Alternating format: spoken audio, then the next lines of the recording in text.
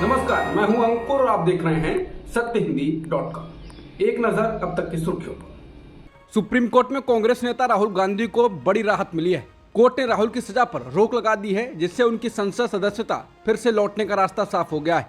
Court ने कहा कि गुजरात की ट्रायल कोर्ट ने उन्हें 2 साल की अधिकतम सजा देने का कोई कारण नहीं बताया। बता दें, इस रोक से उन्हें अगले साल होने वाले राष्ट्रीय चुनाव लड़ने की भी अनुमति मिल जाएगी। इससे पहले गुजरात हाईकोर्ट ने मोदी सरनेम टिप्पणी पर मानहानि मामले में उनकी सजा पर रोक लगाने से इनकार कर दिया था। अब उनकी दोष सिद्धि पर रोक के साथ राहुल गांधी की सांसद के रूप में अयोग्यता भी स्थगित रहेगी। सुप्रीम कोर्ट ने कहा कि भारतीय दंड संहिता की धारा 499 के तहत दंडनीय अपराध के लिए सजा अधिकतम 2 साल की सजा या जुर्माना या दोनों है। ट्रायल जज ने अपने द्वारा पारित आदेश में अधिकतम 2 साल की सजा सुनाई और ट्रायल जज द्वारा 2 साल की अधिकतम सजा सुनाते समय कोई अन्य कारण नहीं बताया गया। सुप्रीम कोर्ट ने कहा कि विशेष रूप से जब अपराध गैर समझौता योग्य, जमानती और संज्ञेय था, तो ट्रायल न्यायाधीश से कम ये अपेक्षा की जाती थी कि वो अधिकतम सजा देने के लिए कारण बताएं। हालांकि अदालत और हाई कोर्ट ने आवेदनों को खारिज करने में काफ़ी पन्ने खर्च किए हैं, लेकिन इन पहलुओं पर विचार नहीं किया गया। हालांकि साथ ही बेंच ने यह भी कहा कि राहुल गांधी के बयान अच्छे नहीं थे और कहा कि सार्वजनिक जीवन में एक व्यक्ति को सार्वजनिक भाषण देते समय अधिक सावधान रहना चाहिए। अदालत ने उन्हें अधिक सावधान रहने के लिए कहते हुए कहा, अयोग्यता न केवल गांधी बल्कि उनके निर्वाचन क्षेत्र के मतदाताओं को भी प्रभावित करती है।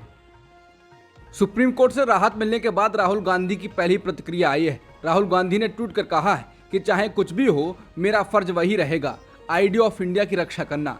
राहुल ने प्रेस कॉन्फ्रेंस में कहा कि आज नहीं तो कल, नहीं तो परसों सच्चाई की जीत होती है। उन्होंने कहा कि मेरा रास्ता क्लियर है, मुझे अपना लक्ष्य पता है, मैं जानता हूं मुझे क्या करना है। जिन लोगों ने हमारी मदद की, जनता ने जो प्यार और सपोर्ट दिया, उसके लिए धन्यवाद। इसके अलावा कांग्रेस ने कहा है कि असत्य पर सत्य की जीत हुई, जय कांग्रेस, विजय कांग्रेस। कांग्रेस अध्यक्ष मल्लिकार्जुन खड़गे ने राहुल गांधी को सुप्रीम कोर्ट से राहत मिलने के बाद कहा कि आज बहुत ही खुशी का दिन है, लोकतंत्र की जीत हुई है, संविधान की जीत हुई है, सत्यमेव जयते उसकी जीत हुई है, इसलिए हम सारे लोग खुश हैं। उन्होंने मीडिया से कहा कि शायद आप भी खुश होंगे। खड़गे ने कहा क्योंकि हमेशा ऐसा होता है कि हमारी बातें हमेशा नेगेटिव में ही जाती हैं, थोड़ा पॉजिटिव भी होता है। मैं तहे दिल से सुप्रीम कोर्ट के फैसले का स्वागत करता हूं। उन्होंने कहा कि संविधान जिंदा है और न्याय मिल सकता है, ये उसका बड़ा उदाहरण है। कांग्रेस प्रवक्ता पवन खेड़ा ने कहा है कि हमें न्याय की उम्मीद थी और न्याय हुआ है। उन्होंने कहा कि आगे आगे देखिए, राहुल गांधी बाजीगर बनेंगे। इसके अलावा छत्तीसगढ़ के मुख्यमंत्री भूपेश बघेल ने कहा कि सुप्रीम कोर्ट का फैसला लोकतंत्र की जीत है। उन्होंने कहा कि इसके साथ राहुल गांधी को लोकसभा से अयोग्य ठहराने की सभी साजिशें विफल हो गई हैं। हिमाचल प्रदेश के मुख्यमंत्री सुखविंदर सिंह सुक्खू ने कहा कि राहुल गांधी देश में नफरत खत्म करने के लिए पैदल चले, उन पर राजनीतिक षड्यंत्र के तहत मामला दर्ज किया गया था। वहीं कांग्रेस प्रवक्ता सुप्रिया श्रीनेत ने कहा कि हम बेहद उत्साहित और खुश हैं क्योंकि संसद में एक बार फिर शेर दहाड़ेगा। अब बिना किसी देरी के स्पीकर को फैसला रद्द कर देना चाहिए। वाराणसी की ज्ञानवापी मस्जिद का सर्वे जारी रहेगा। मस्जिद कमेटी ने सर्वे पर रोक लगाने के लिए सुप्रीम कोर्ट का रुख किया था। सुप्रीम कोर्ट ने शुक्रवार को मस्जिद कमेटी की मांग को खारिज करते हुए सर्वे जारी रखने के आदेश को बरकरार रखा है। ज्ञानवापी मस्जिद का सर्वे किए जाने का वाराणसी की अदालत ने 21 जुलाई को आदेश दिया था। कोर्ट ने कहा था कि 4 अगस्त तक रिपोर्ट कोर्ट में जमा करें। इसके बाद भारतीय पुरातत्व सर्वेक्षण ने मस्जिद का सर्वे शुरू किया था, पर पहले सुप्रीम कोर्ट फिर इलाहाबाद हाई कोर्ट ने फैसले सुनाने तक सर्वे पर रोक लगाई थी। इलाहाबाद हाई कोर्ट ने सुनवाई के बाद सर्वे पर रोक लगाने से इनकार कर दिया था। इसके बाद ही मुस्लिम पक्ष ने सुप्रीम कोर्ट का रुख किया और जहां उसकी मांग को खारिज कर दिया गया। अब ऐसे में सवाल ये है कि ये सर्वे कब तक जारी रहेगा। पहले एएसआई को 4 अगस्त तक सर्वे की रिपोर्ट को जमा करना था, मगर आज जब 4 अगस्त के दिन सर्वे फिर से शुरू हुआ तो वाराणसी की अदालत ने नई डेडलाइन एएसआई को दे दी है। वाराणसी की जिला अदालत ने एएसआई को अपना सर्वे कर रिपोर्ट देने का 1 महीने का समय दिया है। प्रधानमंत्री नरेंद्र मोदी ने गुरुवार को बिहार के एनडीए के बिहार के सांसदों के साथ मुलाकात के दौरान विपक्षी गठबंधन से निपटने के लिए एक नई रणनीति का सुझाव दिया। उन्होंने विपक्षी गठबंधन को इंडिया नहीं बल्कि घमंडिया शब्द का इस्तेमाल करने की सलाह दी। मीडिया रिपोर्ट्स में बैठक में मौजूद सूत्रों के हवाले से ये दावा किया गया है। उन्होंने कहा कि उन्होंने गरीबों के खिलाफ योजना बनाने की बात छिपाने के लिए अपना नाम यूपीए से बदलकर इंडिया कर लिया। इंडिया का नाम उनकी देशभक्ति दिखाने के लिए नहीं है, बल्कि देश को लूटने के इरादे से है। बता दें, विपक्ष लगातार कह रहा है कि लड़ाई इंडिया बनाम एनडीए होगी।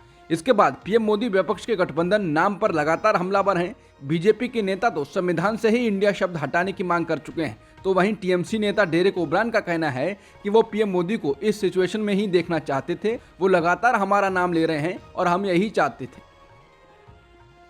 क्या विपक्षी दलों को अपने गठबंधन के नाम इंडिया को बदलना पड़ सकता है? इस सवाल का जवाब तो अब हाईकोर्ट में सुनवाई के बाद ही मिलेगा। दिल्ली हाईकोर्ट ने इस मामले में शुक्रवार को केंद्र, चुनाव आयोग और कई विपक्षी दलों को नोटिस जारी किया है। अदालत का ये नोटिस एक जनहित याचिका पर जारी किया गया है। याचिका में विपक्षी दलों के गठबंधन इंडिया यानी Indian national developmental inclusive alliance के इस्तेमाल पर रोक लगाने की मांग की गई है। एएनआई की रिपोर्ट के अनुसार याचिकाकर्ता गिरीश उपाध्याय ने याचिका में कहा है कि कई राजनीतिक दलों द्वारा राष्ट्रीय ध्वज को अपने गठबंधन के लोगों के रूप में उपयोग करना मासूम नागरिकों को सहानुभूति और वोट हासिल करने और आकर्षित करने के लिए उनका एक रणनीतिक कदम है। याचिका में यह भी कहा गया है कि विपक्षी दल इस संक्षिप्त नाम का उपयोग उकसाने या चिंगारी भड़काने के लिए एक उपकरण के रूप में कर रहे हैं, जिससे राजनीतिक नफरत पैदा हो सकती है और अंततः राजनीतिक हिंसा हो सकती है। याचिका में यह भी आरोप लगाया गया है कि राजनीतिक दल दुर्भावनापूर्ण इरादे से इस संक्षिप्त नाम का उपयोग कर रहे हैं। इससे ये नागरिकों में भ्रम की भावना पैदा करेगा। इसके अलावा याचिका में कहा गया है कि यदि गठबंधन 2024 के आम चुनाव में हार जाता है तो इसे पूरे भारत की हार के रूप में पेश किया जाएगा। नूह में सांप्रदायिक हिंसा के कुछ दिनों बाद राज्य प्रशासन ने टोरू शहर में बुलडोजर की कार्रवाई की है। बड़ी संख्या में पुलिस की मौजूदगी में गुरुवार शाम को करीब 200 झोपड़ियों को हटाया गया। नूह एसपी वरुण सिंगला ने शुक्रवार को एएनआई से कहा कि अवैध संपत्तियों पर कार्रवाई की गई है। सरकार सख्त कार्रवाई कर रही है। सिंगला का अब तबादला कर दिया गया है। रिपोर्ट के अनुसार हरियाणा शहरी विकास प्राधिकरण द्वारा शुरू की गई कार्रवाई लगभग 4 घंटे तक चली। आधिकारिक बयान के अनुसार ये कार्रवाई हरियाणा शहरी विकास प्राधिकरण के मुख्य प्रशासक अजीत बालाजी जोशी के निर्देशन में अतिक्रमण हटाओ अभियान के तहत की गई।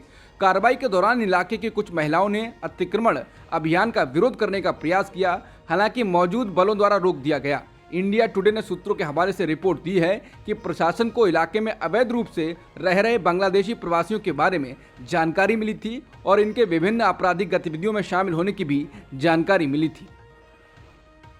मणिपुर में फिर हिंसा हुई है। ताजा हिंसा में एक भीड़ सुरक्षा बलों से भिड़ गई है। झड़प में पुलिसकर्मी की मौत हो गई। कुछ जगहों पर भीड़ ने सुरक्षा कर्मियों के हथियार लूट लिए। पुलिस ने कहा है कि गुरुवार को मणिपुर के विष्णुपुर जिले में भीड़ द्वारा कम से कम 2 सुरक्षा चौकियों में तोड़फोड़ करने के बाद स्वचालित बंदूकों सहित हथियार और गोला बारूद लूट लिया गया। मणिपुर पुलिस ने गुरुवार को एक आधिकारिक बयान में राज्य में स्थिति को पिछले 24 घंटों में गोलीबारी और अनियंत्रित भीड़ की छिटपुट घटनाओं के साथ अस्थिर और तनावपूर्ण बताया है। अब तक की खबरों में इतना ही। बाकी खबरों के लिए बने रहिए सत्यहिंदी.com के साथ।